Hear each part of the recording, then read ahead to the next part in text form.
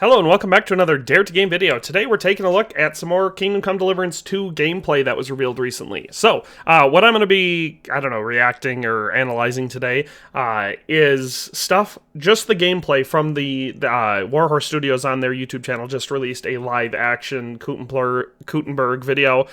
Very entertaining video. It's got some new gameplay in it, which is what we're going to be looking at today, but it's also got Luke Dale and Tom McKay going around in persona, kind of, in Kuttenberg, and it's very, very good. I enjoyed the whole video. I definitely recommend watching it. I'll have it linked in the description to, the Warhorse video. It's good all around. I just wanted to take a look because I saw some interesting stuff in a couple of the gameplay clips. Some of the stuff looked like we'd already seen that specific area or whatever, or maybe even that specific gameplay footage, but there were certain parts that looked pretty dang new, so that was all very interesting, so I'm excited to take a look at those things today. Other than that, there is a new 2-hour stream that Toby did at one point. I've been kind of watching through that. I'm not all the way through it yet, but it's possible I might do a reaction to some of that if people are interested, so I guess let me know down in the comments section if you want to see me react to that longer section. I'd probably just have to sort through it and pick the parts that I wanted to talk about because it was something new, because it is over 2 hours long. So, with all that being said, let's just get into this one. I'll be,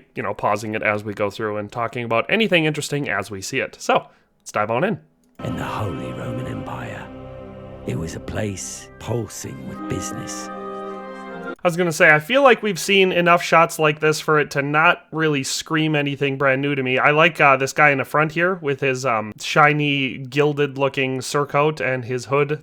I love how much more color and vibrancy we're seeing in the general clothing in this game. Plus, the other thing that I have been noticing as I've been watching more gameplay is it looks like, outside of clothing, which I've already pointed out in all my videos, it looks like they have put a lot more work into the variety of both faces and hairstyles for the NPCs. So that'll be good, because as much as I love the first game, and it didn't bother me at all because it's one of those things that is a very tertiary concern of mine. The first game didn't have a ton of variety for faces, and so a lot of times, if you paid attention to it, you would notice that you were seeing the same NPCs all over the map, all over again. They'd just be dressed different and named different sometimes, but they had the exact same face, and oftentimes even the same voice. So, as much as, like I said, that's not actually that big of a deal for me in a game that is as good as the first game was, I definitely love seeing the improvement of putting more work into that area. Other things we see, steel shod wheels on these wagons.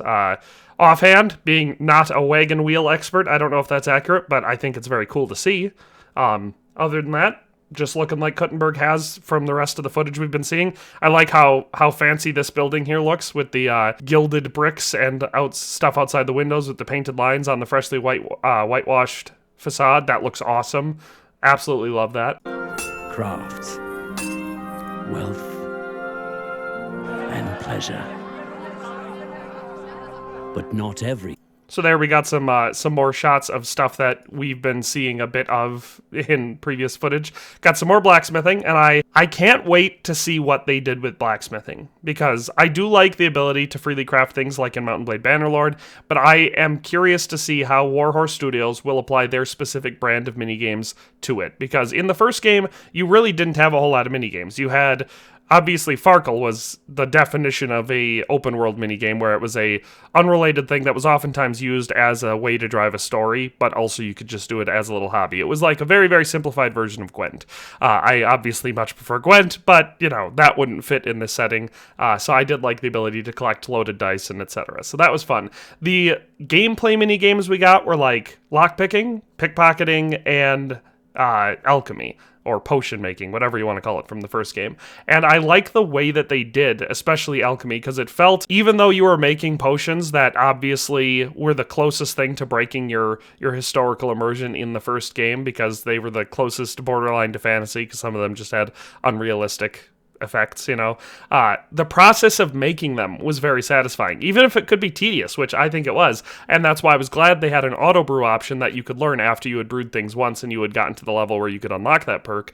That was a good perk to have, because if you really like the tedious process of sitting there, grinding things up, mixing them in the correct order, and boiling it at the right times, you can do that nonstop. If you don't like it, you'll only have to do it once, and then you can auto brew them after you've gotten that perk. I'm hoping blacksmithing has that same balance. I'm hoping it's something that is enjoyable to do, but there's a way that if you don't like it, you can just auto-smith things once you've done them once. I hope that that's what we're getting here, but I honestly have no idea. They haven't shown us any gameplay with smithing yet. At least, like I said, it's possible that that new video that I haven't finished watching yet has it, so that's my disclaimer for that.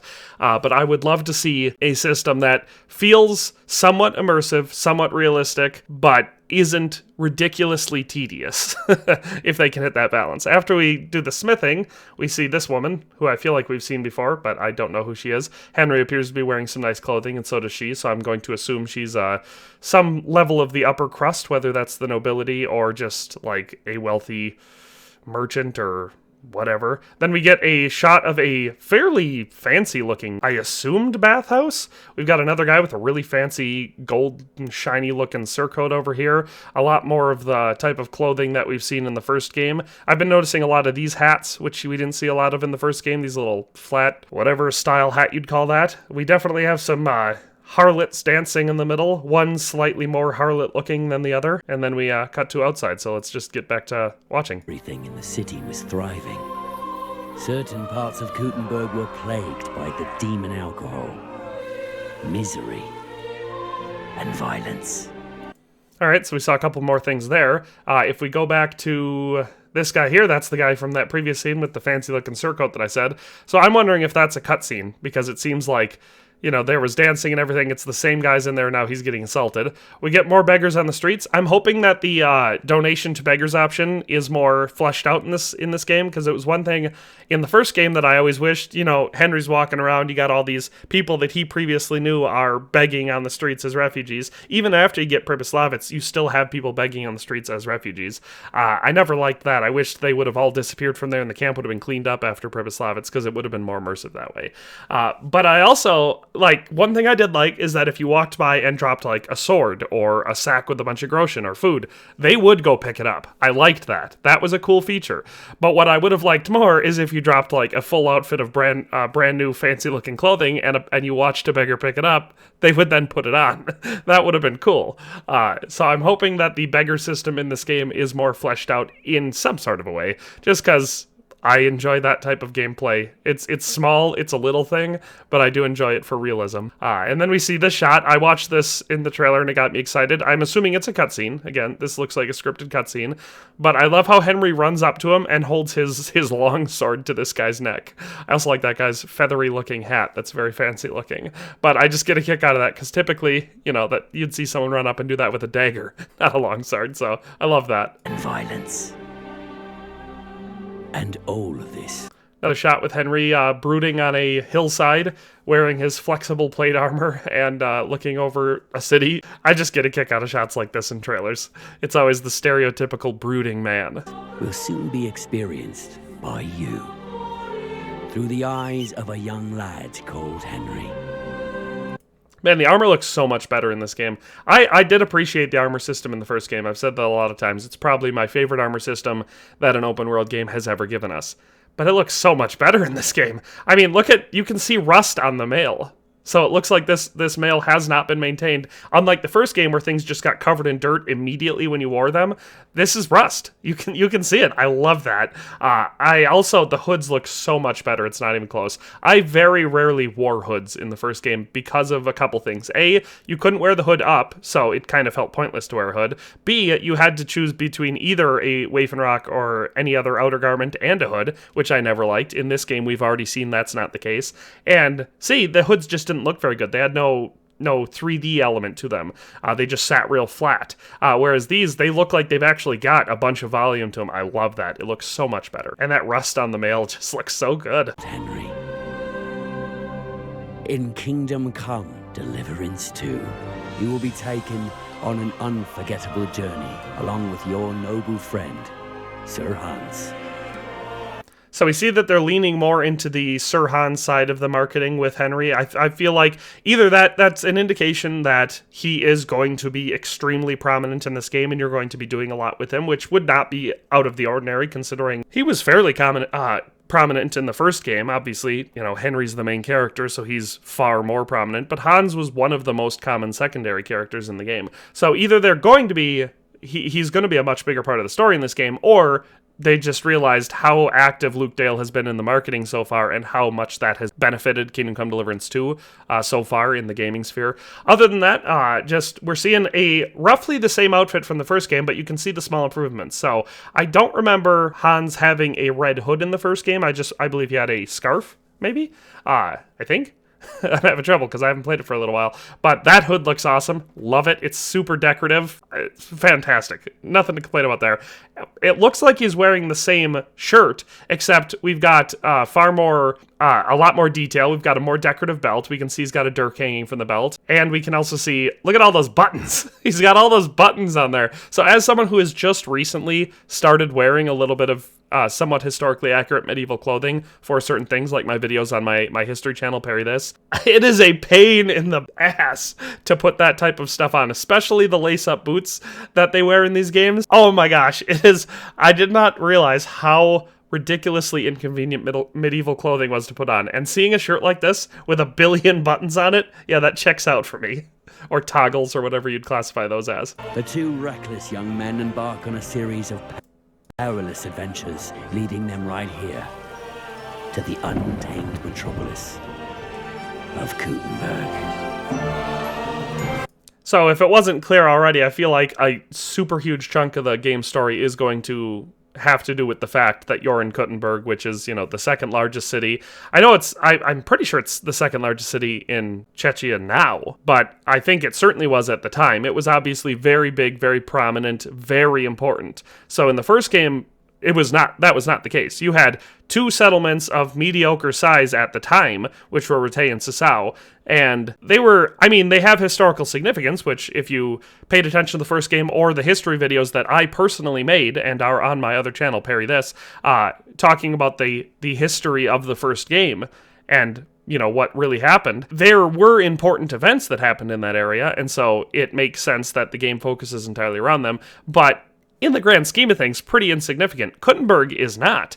Kuttenberg had a lot of really important stuff happening because it was a very, very important trade hub, silver mining town, central bank of Bohemia. It had a whole lot of really important stuff going on. So it tells me scale and scope-wise, it's likely that this game is going to be just exponentially larger than the first game.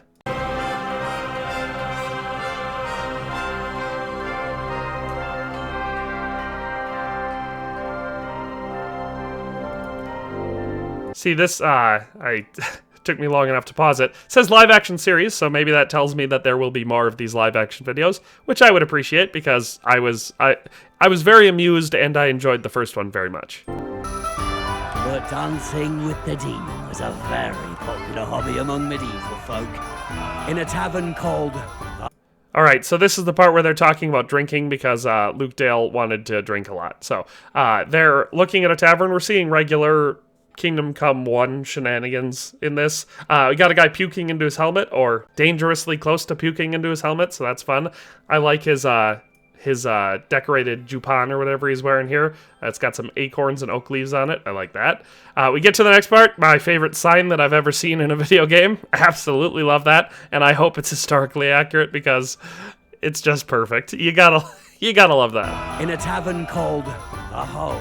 You don't even need a living companion to drink with someone. Just approach the most loyal regular around. Hugo!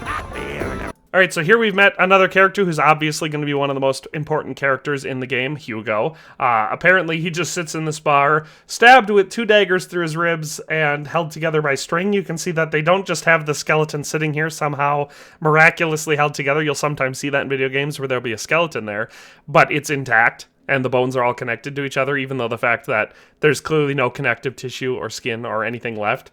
And so the bones would not stick together. You can see here they have them laced together. That's a small little detail that they did not need to include that I absolutely love because it adds to the authenticity of it. So I am unaware of this particular piece of history.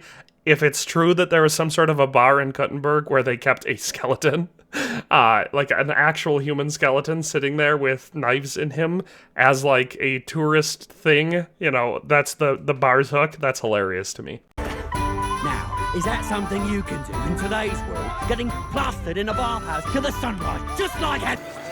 Yes, you can in fact sit in a bar and get plastered until the sunrise. I know this because I'm from Wisconsin, and people do it all the time. Well, okay, no, that's correct. Not until sunrise, because the bars around here close at, what, 2 a.m.? So, yeah, they're right. You do have to, in fact, take the party somewhere else if you want to drink until sunrise.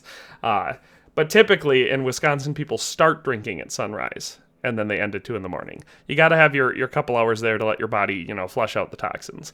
Anyway, moving on to a shot we've seen, this central fountain, which is in the live action video they show. It still exists to this day. It looks a little bit different now, but it's apparently a big deal, and we've seen it in quite a bit of promo footage so far, so I assume it will be prominent enough in the game. I wonder what was going on around here in the Middle Ages.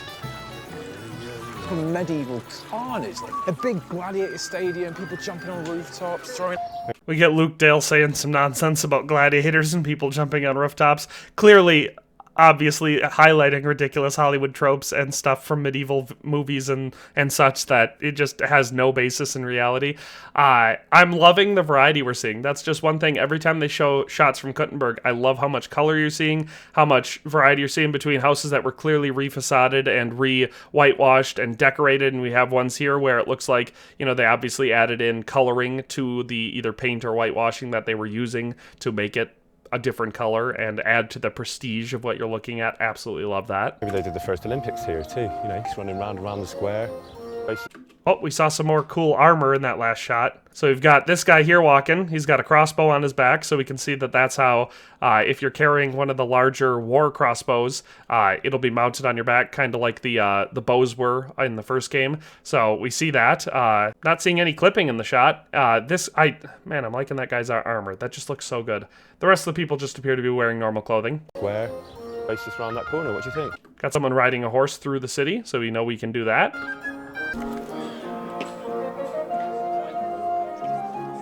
And German. This is the one that particularly got me. So they're talking about the Italian court in the video at this point, and that's very important, and we'll get to a couple more shots of it. But I loved the variety that we see in this scene, so we'll just jump forward a little bit. Okay, so here...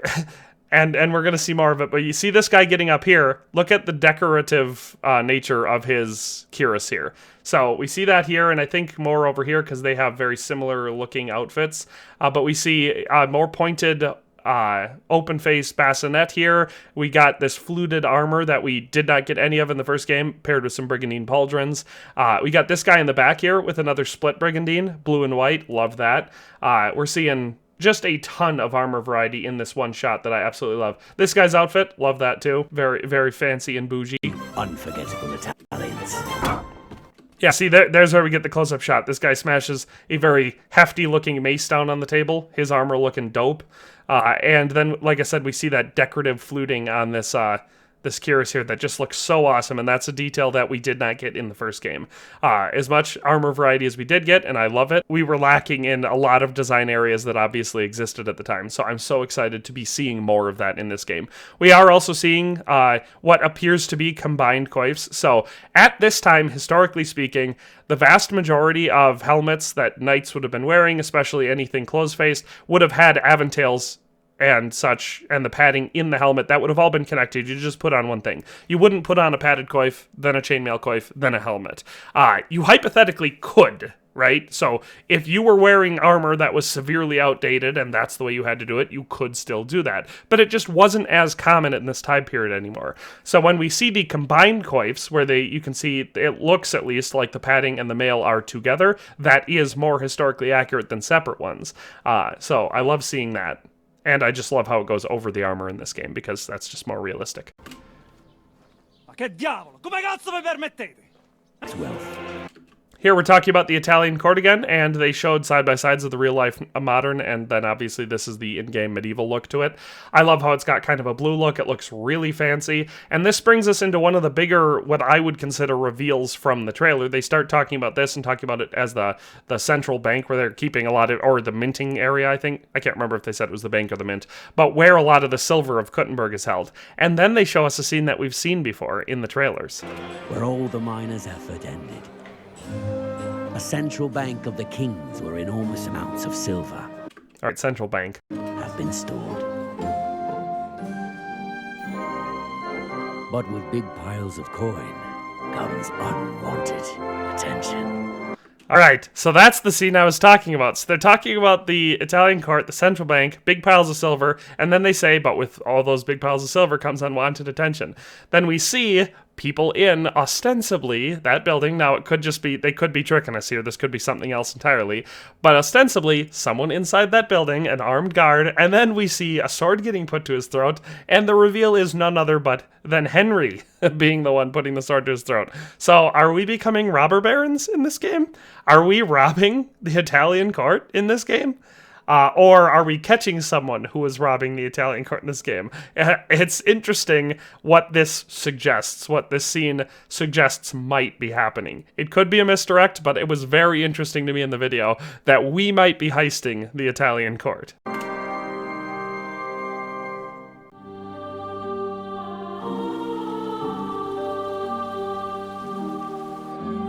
So I talked about various things, and this could be, I might be mixing up the 2-hour gameplay video and the live action one, but one thing that they did mention was that when it switches over tonight, you automatically will equip a torch if you've got one. So that's a change I like. In the first game, I would just ride through Rattay super fast and not stop when guards tried to stop me because I didn't have a torch, because I didn't want to just go into my inventory and manually have to equip a torch every single time I was doing something at night. So I like that it automatically equips one. I hope they also have a fast key option to automatically unequip it if you want to do something sneaky and stealthy.